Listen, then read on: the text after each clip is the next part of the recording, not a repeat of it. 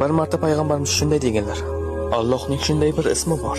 Kim bu ismni duosida ishlatsa, duosi ijobat bo'lmay qolmaydi.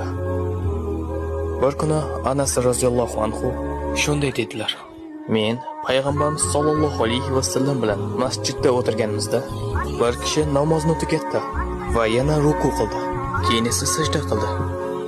U sajda qilib bo'lgach shunday dedilar: اللهم إني أسألك بأني أشهد أنك أنت الله لا إله إلا أنت الأحد الصمد الذي لم يلد ولم يولد ولم يكن له كفوا أحد.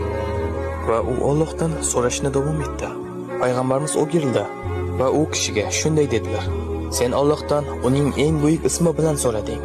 Agarda kimdir Allohdan shu ism bilan iltijo qilsa, Alloh unga javob beradi.